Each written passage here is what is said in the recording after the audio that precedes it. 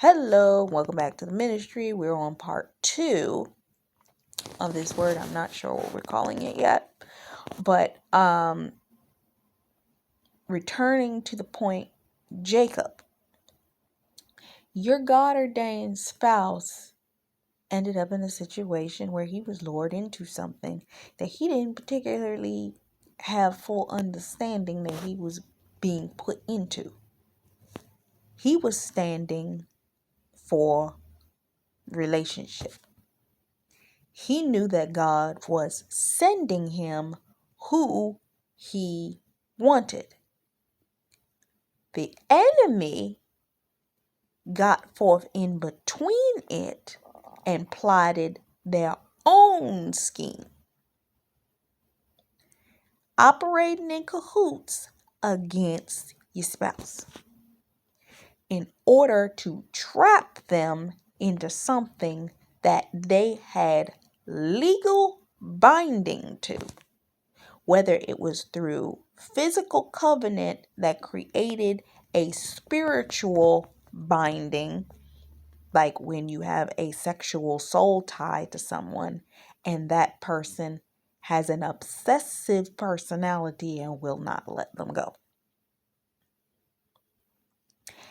or is using blackmail or whatever it is to prevent them from being able to move forward. And they might have no idea that this is happening. They are innocent in the situation. Go back to my word on the destructive woman, that they were naive to thereby believe, from their naivete of walking with the Lord in some ways, that they had not gathered the wisdom or asked for it in order for them to be able to maneuver where they were supposed to go. Okay? And I'm going to be honest with you. Some of your God-ordained spouses made the choice to rebel and remain willfully ignorant to what was going on around them, because they chose not to pay attention. They could see it, but chose not to come into agreement and understanding in order to fight for themselves against it. It was easier to just ignore it for them. You didn't hear about Jacob going back and fighting beyond ending up in a second contract with Laban in order to get Rachel at the 14th year. So some of your spouses were tricked into some of these situations that they ended up in. But they were a willful participant because they allowed it to continue to go on. Jacob continued to walk with Leah for that 7 years. And he continued to give her children.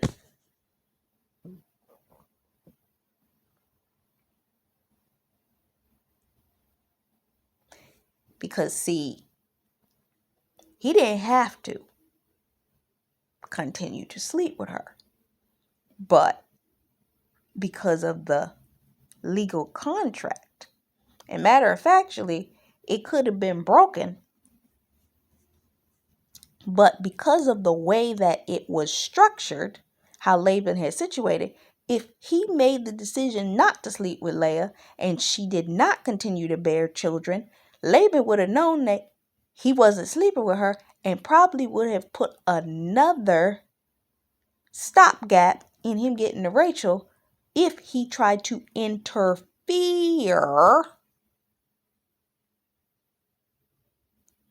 with the way that this illegal contract was created. Some of your spouses ended up in illegal contracts and they didn't see no way out of it, so they acquiesced to the contract and then remained willfully ignorant to anything else because they're like, how else am I going to get out of this situation? I don't know. I guess I'll just have to wait till time is up. But in the meantime, in between time, God knows what they got themselves involved in as they willingly chose to go to sleep in that situation. Bide their time. Choose to remain willfully ignorant and ignore the signs in front of their face. While meanwhile, Rachel is over here, and the question is, does she know about a lot of these things that are happening? Was Rachel at the table when they were making the discussion? No. Was Leah at the table? More than likely not. Leah's involvement probably only came at the last minute, and they just needed to make sure that she came into agreement with it, which she more than likely just said yes. Because what was she going to argue? You never saw her say, I don't think this is right. You never saw it. You never saw any of the interact. You just saw Laban make the agreement that he was going to do what he was going to do. Jacob worked for it. And then we found out later, after he thought he slept with Rachel.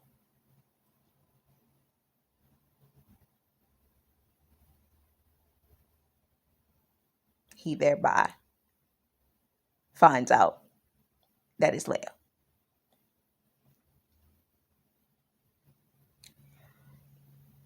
The way that I'm understanding it is the Lord never let your husband truly, there it is, give his heart fully to the situation he was in. The Lord allowed the situation to become what it was because he needed your husband to put his heart on ice. Because that heart was never meant for that situation. It was supposed to go to you. Jacob, you never hear about Jacob ever saying that he was in love with Leah. You never hear about his heart changing towards Leah. You never hear about any feelings towards Leah whatsoever. The only thing you hear is Leah had feelings for him, and she did whatever it was that she could, even giving him all of those children in hopes that he would fall in love with her.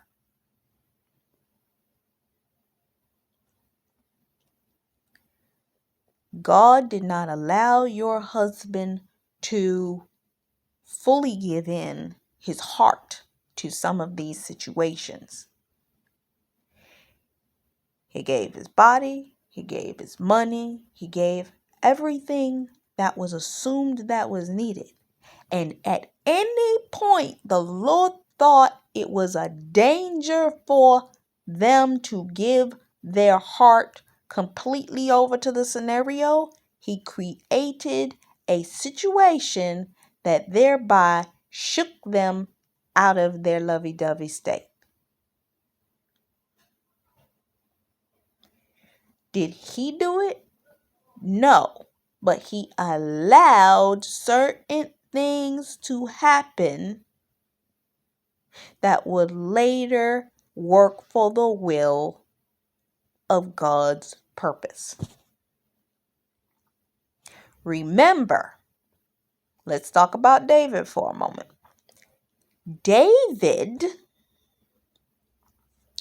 was operating in disobedience when he slept with Bathsheba. One, he was where he was not supposed to be. That's what opened the door. Two, After he slept with her and there was a potential for pregnancy, he turned around and tried to kill her daggone husband, which more than likely, if I'm not mistaken, she had most of the involvement in.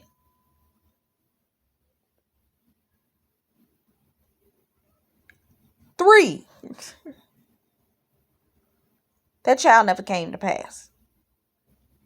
God is not going to allow monuments to your sin to survive if he ain't never agreed to it. The only thing that you ever saw that happen in is when Sarah had Hagar have Isaac's first child. The Lord allowed that. But in allowing that, it was the same thing that happened with Jacob and Esau. They were divided nations.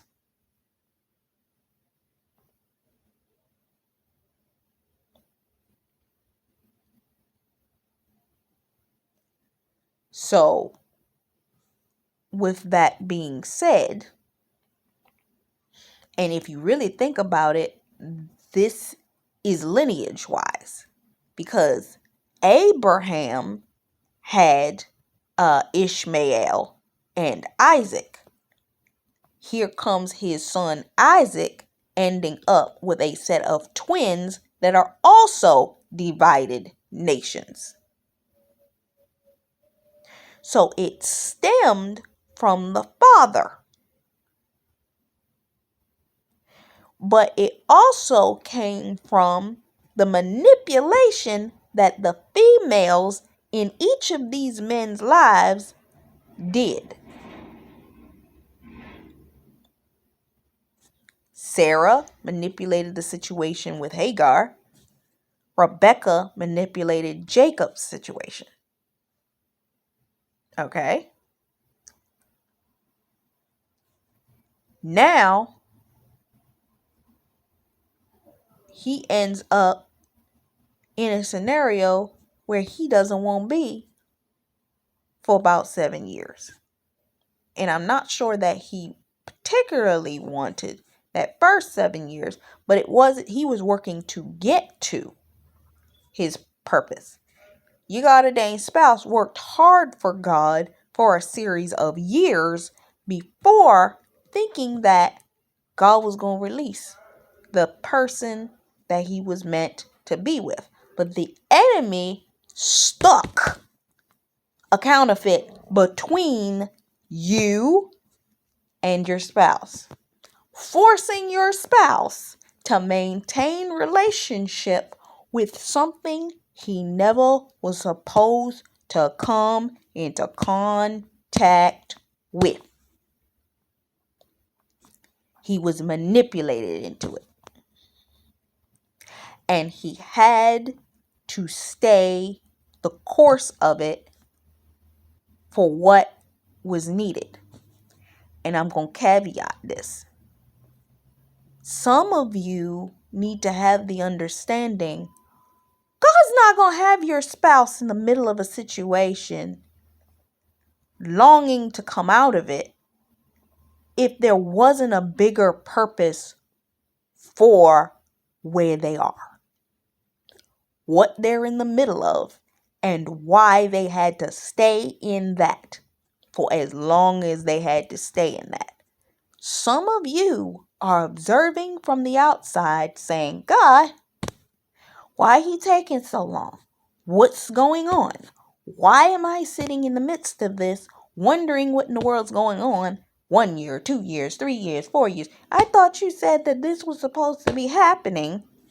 And here I am sitting. Some of y'all have said 5 and 10 years for this. Tell the truth and shame the devil. Some of you have known about it for quite a few years.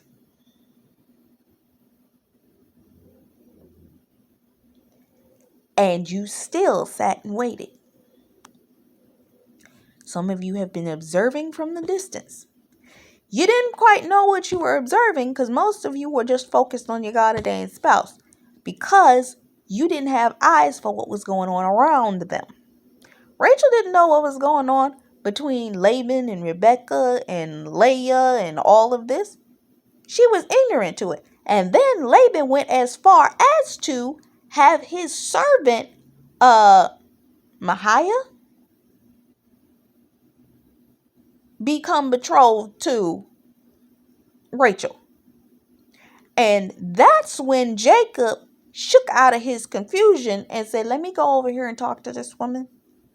Because he admitted he loved her. Now, I don't know whether he slept with her outside of that 14-year period. But I do know that she was betrothed to Mahiah. And Jacob, his feelings was completely for her. Your God-ordained spouse has gone through levels of fear that you were not going to wait for them. That you would move on to somebody else. And with this new craze movement of within the kingdom marriage thing, where either, oh, he ain't here, so let me go over here and act like I'm brand new, and I'm gonna bide my time with somebody else until he show up thing. Or this whole, I'm gonna ask me for another love story because this thing taking too long. Or all this type of stuff. Now, hey, does anybody have the right to ask for a new love story? Absolutely. You do have the right, because God gives his permissive will. If you choose to change your mind, you choose to change your mind. I was listening to Prophetic Encouragement the other day, and she was making the point of saying, if they choose to change their mind and stop fighting for you, they have permissive will. They can say, I don't want you. And God will then make a decision from their point to say, I'm going to change your story. But there's a lot riding on two different people with two different opinions making the decisions of what they decide that with choosing whether to follow the Lord's leading or not. But the problem in the fact of the man making the decision to not go with you, the anointing that came with your prayers leaves with you. Because guess what? You ain't going to still be praying for them if they ain't the one. Raise your hand if the Lord would had told you at any point in time, I'm changing your love story. What's going to happen? You're not going to keep praying for that person. It's like, oh, I've been released to stop praying for you. Okay. And they're going to feel it, because their situation going to get worse again. They very well might rethink that whole thing. Because, see, you stopping praying means whatever it was that was set to hit their life, more than likely, still is.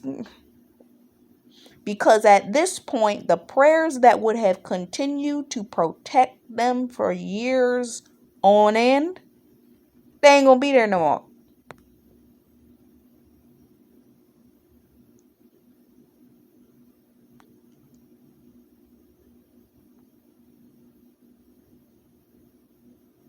Don't nobody think about that. I saw an Instagram post, it was a reel, from a pastor who was talking about these people don't seem to understand that it was a blessing that you were in their life. Because the second you stop praying for them, they're in trouble. Because you will thereby wash your hands of them and stop praying for them. And even if you do pray for them just out of here and there, it ain't gonna be like you was. A wife ain't gonna pray like a person that has given their decision to be like, oh, that's just my brother in Christ. That's just my sister in Christ. That's just somebody is on my prayer list to pray for.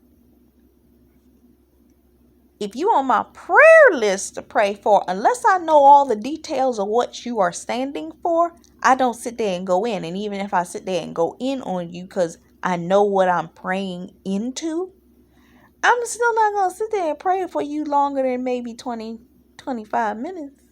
Unless the Lord holds me there. But if it's your spouse, you're hitting every point, everything that they need, this, that, the other thing. And if you're not, I don't know what you're doing. You're hitting every intricate area of their life. You might sit there an hour, 2 hours, 3 hours. I remember one time I prayed 5 hours for my God-ordained spouse.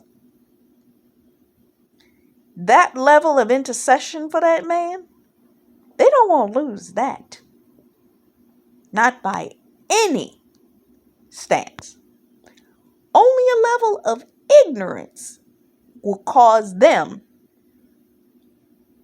to not want to maintain standing for you. So when Jacob went to Rachel at the thought of her marrying somebody else, because he did go to Rachel. I don't know how much of an interference. Hold on, let's see. So when at the point in time that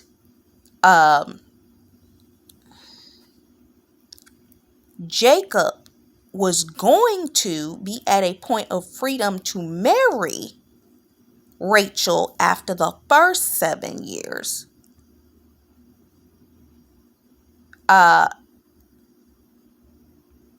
Laban said, I betrothed her. After it had already been agreed after the first 7 years he would get her, Laban decided to give her to Mahiah, his servant, and she was to marry him.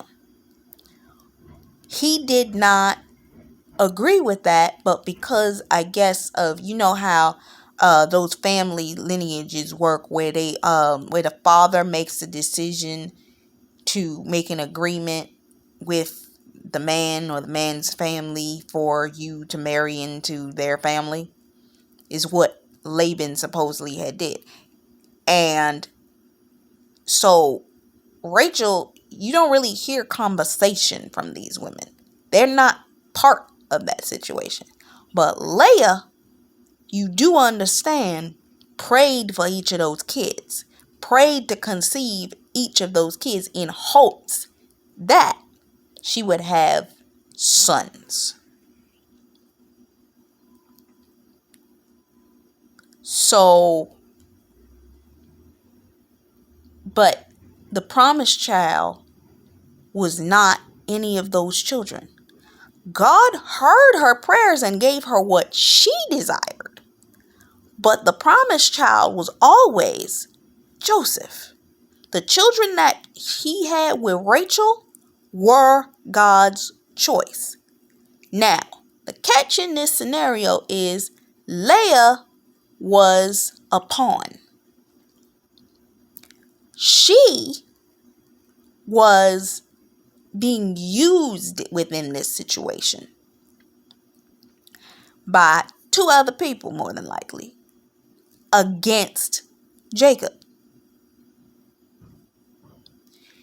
So her prayers, because of the covenant that she had with God, did still stand, because she was unawares of all of this. She was just being obedient to what she was being told to do. We never hear that Leah had any manipulative will or desire in this scenario, except the desire in hopes that in having his sons, he would love her.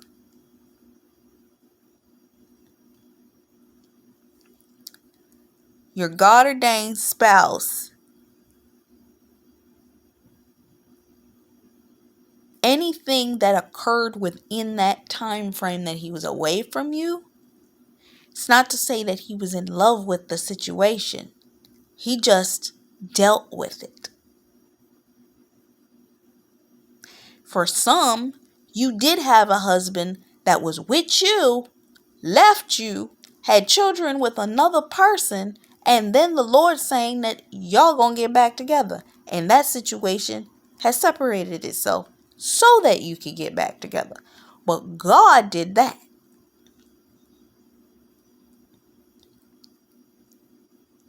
Because he didn't want that situation to manifest. Just like with this situation, it didn't come with the right heart posture, nor was it God's desire. This was the people that were involved in the situation that brought about the manifestation of the result that happened. God wanted Jacob with Rachel, but he had to fight to get to her. The enemy will always place blocks and blockades between you and what belongs to you, because he knows that if you ever get to the person, the place, or the thing in which God's trying to get to you, you're going to be a whole problem for hell.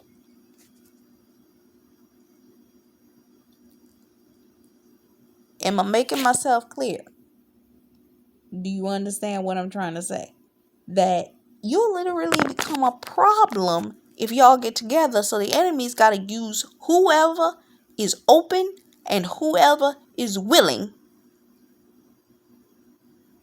to come against that situation as closely as he can. Anybody with the wrong heart,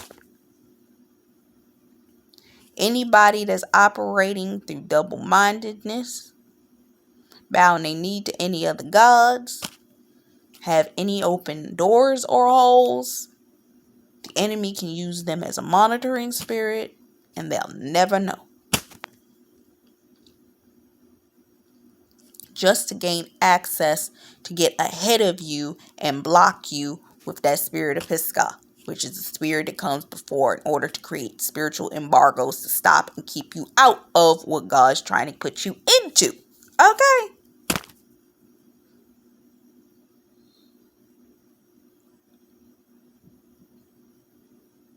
So Jacob had to stay in that situation for that long. Now, the Lord is bringing me to this element of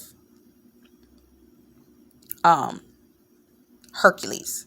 So give me 1 second.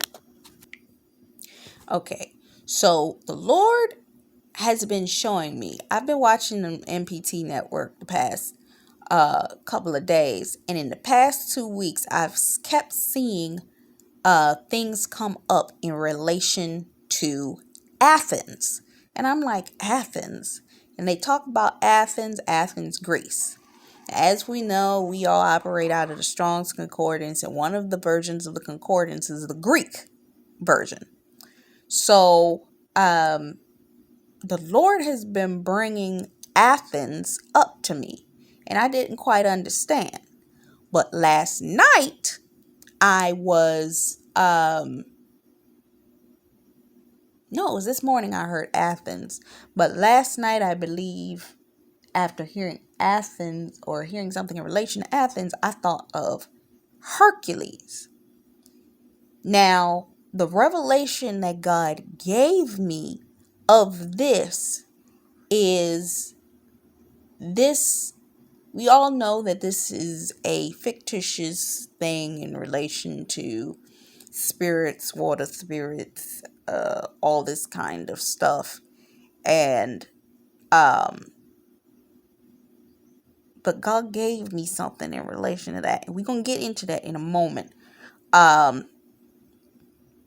the parallel here we're going to keep talking about Jacob, is, and I'm just going to run through this the way that the points that I saw pop out to me as I was reading the review of this film's plot. Okay? So, Athens, Greece. In ancient Greece, the god Zeus and Hera have a son named Hercules. Now, as we know, this comes from a position that these people believe that they are gods. When we look at our lives and the world that we are living in, the closest thing that we can come to when we think of godlike creatures or situations would be celebrities, because they are in a state and or status. People of high influence are in a status where they're looked upon from the regular general public as godlike figures, because the general public don't have access to what these people have access to. So they're looked upon as high level, high upon the mountain. Now remember, I did the reviews talking about the number 2018 and 2023. One of the definitions for one of those two numbers is two mountains. Athens is up upon a mountain. Okay?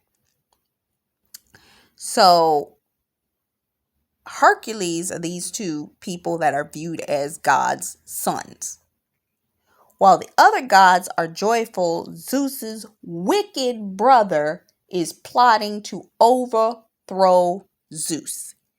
Anybody having deja vu to the fact of, you could look at this about any story, the story of David and how his son was trying to overthrow him. You can look at how Laban was pretty much trying to overthrow Jacob. Okay? And he was in rule of, Zeus ruled Mount Olympus, while his brother